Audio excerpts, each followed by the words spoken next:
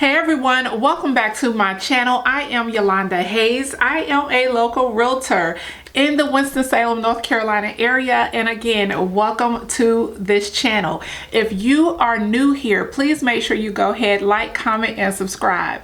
I am just coming back to YouTube after 3 months and I am feeling refreshed and rejuvenated and so happy to be back.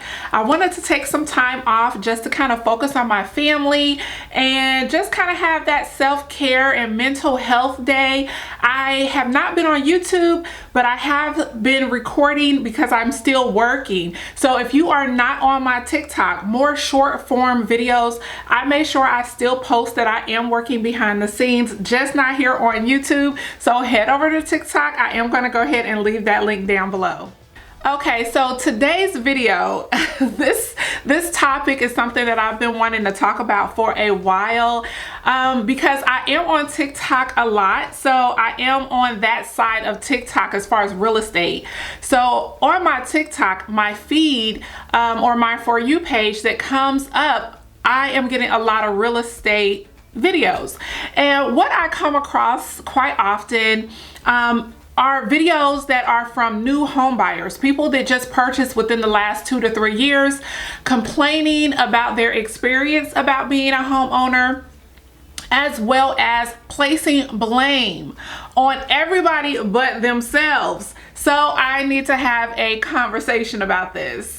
Okay, so I really feel like homeownership is not for everyone. I am not one of those real estate brokers that are on social media begging you to buy a home, telling you how much owning a home is better than renting, or oh, you're wasting so much money renting, buy a home, save money, whatever. I'm not one of those agents. You're not going to see a bunch of those videos with me in them saying that, because I know that homeownership is not for everyone. Okay, homeownership is not for the weak. Okay, so I want you to know what you're going to be dealing with. As a homeowner myself, I have been a homeowner since the age of 26 years old. So for over 20 years, I have been a homeowner. So I know the ins and outs of what it costs to maintain a home. So I do want to have that conversation before you buy a house. This is the video for people who love to do their research and due diligence before jumping in to purchasing a home.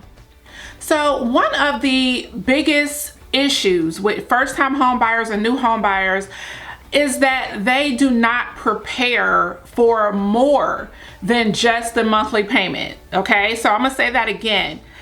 Home buyers, when they go into purchasing a home, they are not preparing themselves for everything else. And we're going to talk about everything else later in the video, but they only really focus on making the monthly payment, making sure that their income is going to cover that monthly payment. And that is the wrong way to go into this.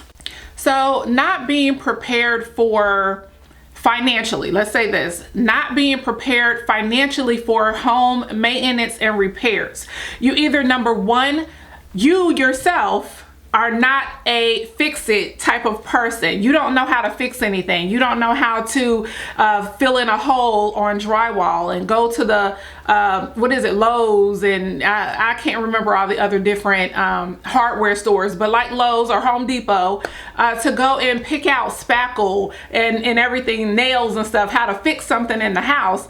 And nor do you have the actual money saved up to pay someone. So that is something that a lot of people aren't thinking about. They're not thinking about the repairs that are going to be needed. So either number one, you have to be handy yourself, or number two, you have to have the income and the finances to pay someone to come in and fix it for you.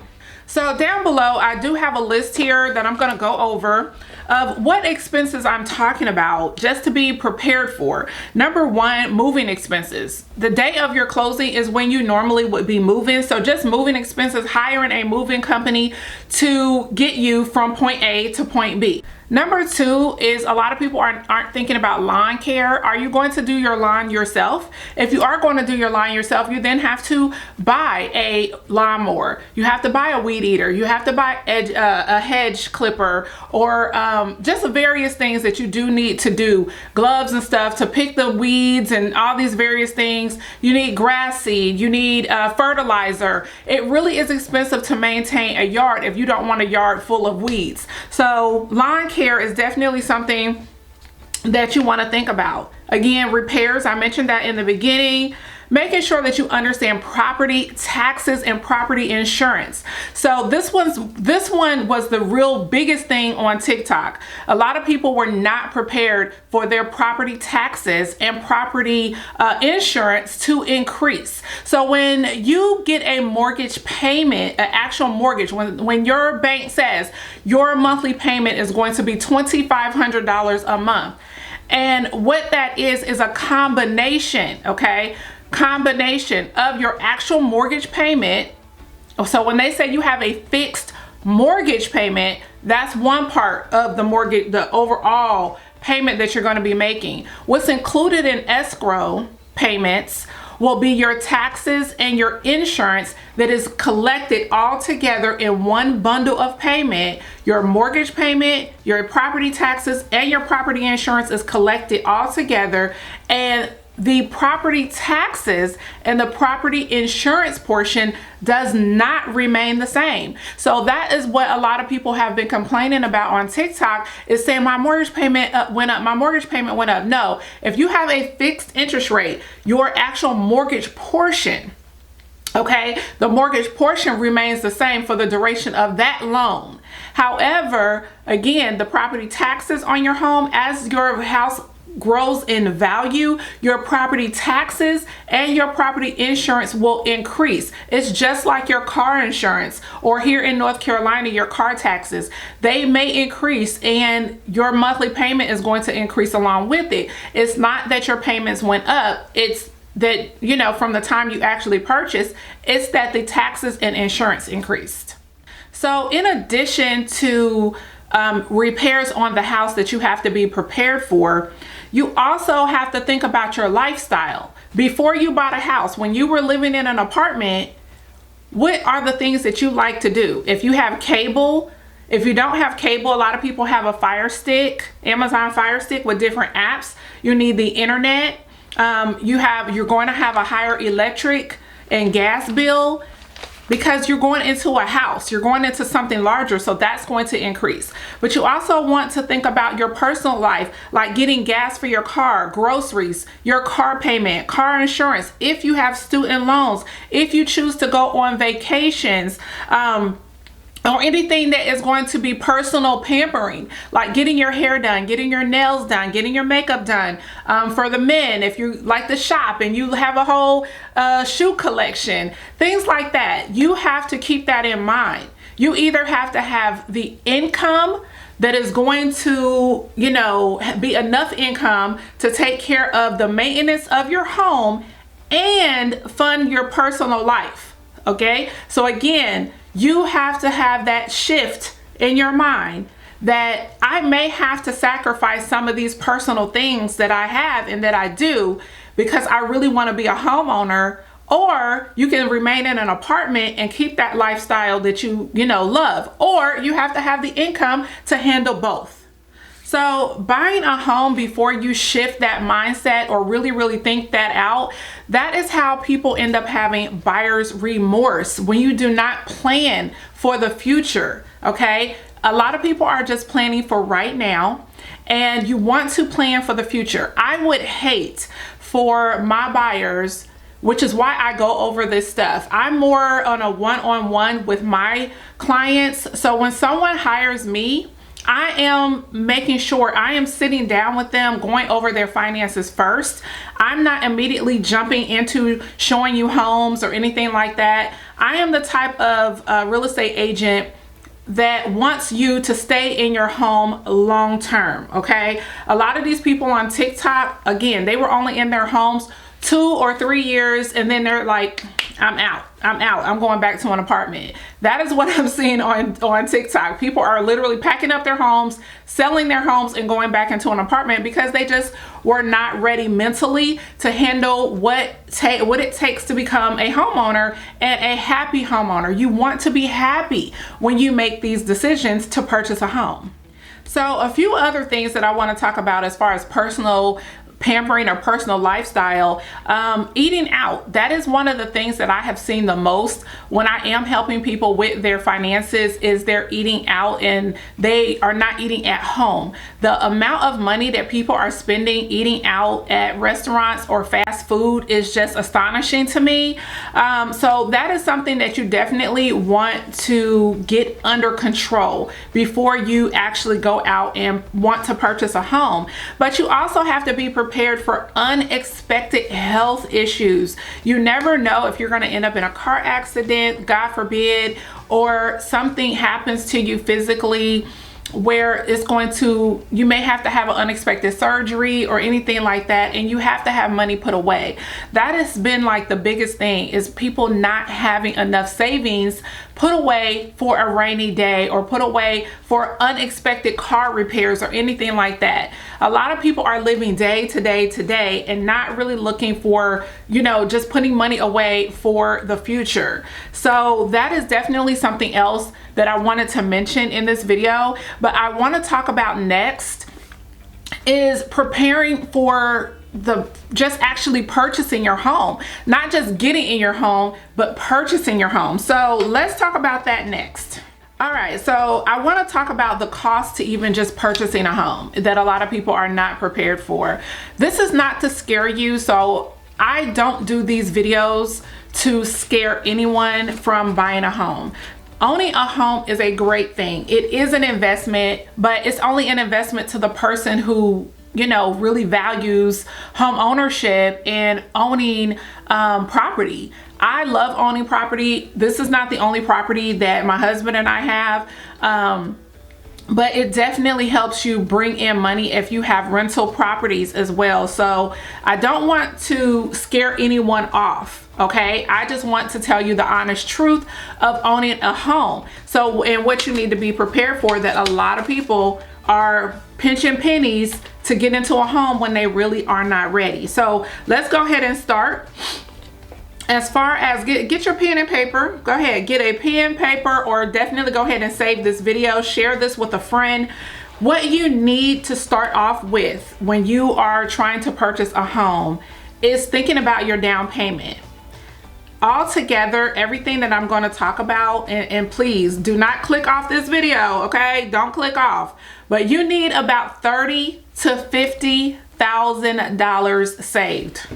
Okay, I'm gonna say that again. You need approximately $30,000 to $50,000 saved, and here's why.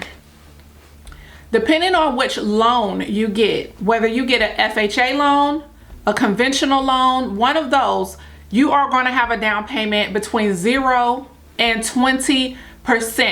Okay, because if you're in military can definitely get a VA loan. And you get a 0 down. USDA, which is when you're purchasing in more of a rural area, all of these things you still have to qualify for. They are not automatically given to you. All of them have a requirement of income and credit score. So just keep that in mind. But between 0 and up to 20% on investment properties, that is where your down payment is going to fall.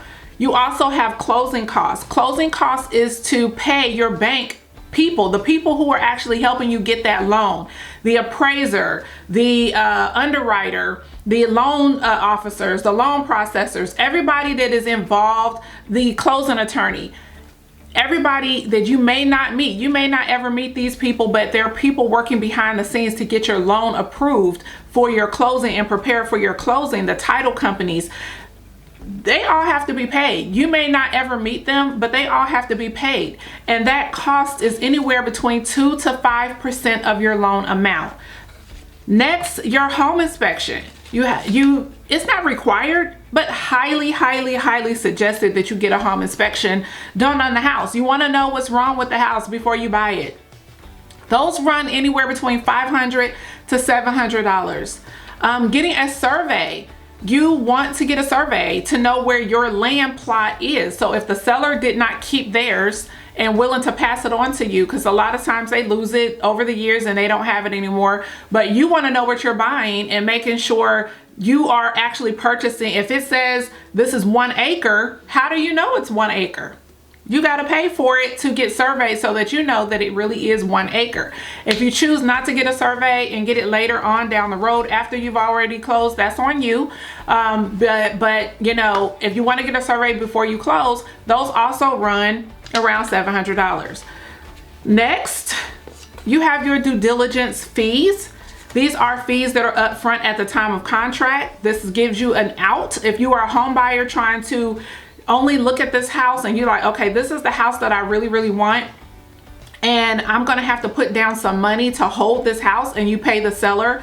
That seller may want $5,000. What we're seeing right now in the market today is due diligence is around $3,000 to $8,000. Yes, we are seeing upwards $10,000, but the average right now is between that $3,000 and $8,000 range. So you have to be prepared for the due diligence fee. Earnest money deposit. This is held by your attorney in an escrow account. The earnest money deposit could be anywhere between $1,000 up to $3,000, and you want to be prepared for that.